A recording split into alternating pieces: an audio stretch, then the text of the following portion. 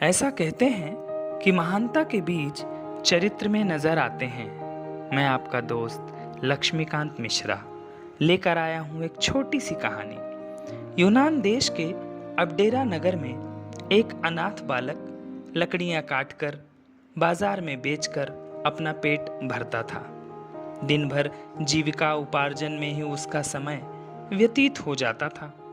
एक दिन एक भला आदमी लकड़ियों के बाजार से होकर निकला।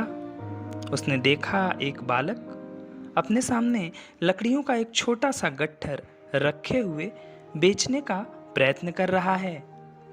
एक बात ने उसे विस्मित कर दिया।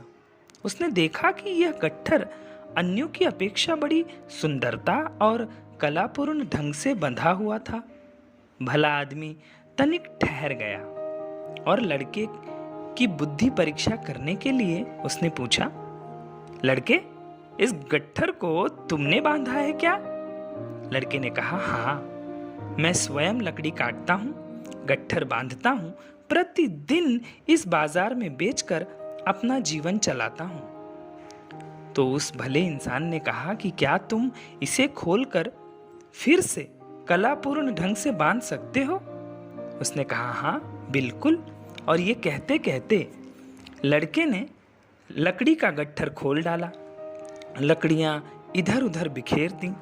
फिर तत्परता से, सावधानी से एक एक लकड़ी को आधार बनाकर इधर उधर छोटी बड़ी लकड़ियों को सजाकर अंत में वैसे ही सुंदरता पूर्ण ढंग से लकड़ियों का गट्ठर बांध दिया। यह कार्य वह बड़ी स्फूर्ति से, बड़ी लगन से कर रहा था। उतनी देर में यहाँ तक वो भूल गया कि कोई व्यक्ति उसे बड़े ध्यान से देख रहा है। भले आदमी पर इस कलापूर्ण ढंग का बड़ा प्रभाव पड़ा और उन्होंने सोचा कि इस लड़के के चरित्र में जो महानता का बीज है वो अमूल्य है, उन्हें विकसित होना ही चाहिए। तो उसने बालक से पूछा, तुम हमारे साथ चलोगे? हम तुम्हें पढ़ाएंगे। संपूर्ण व्यय, भोजन, निवास आदि का प्रबंध हम ही करेंगे। बालक कुछ देर तक सोचता रहा। उसकी तीव्र इच्छा थी कि वह किसी प्रकार पढ़े लिखे। उसने कुछ विद्या अध्ययन किया भी था।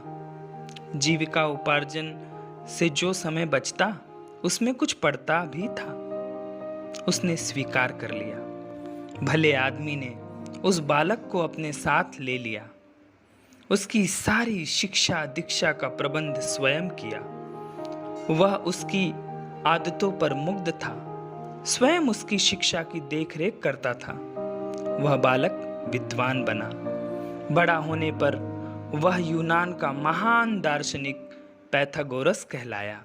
और भला आदमी जिसने एक दृष्टि में बालक के अंदर छिपी हुई महानता की पहचान कर ली थी, वे थे यूनान के विश्वविख्यात तत्वज्ञानी डेमोक्रिटस।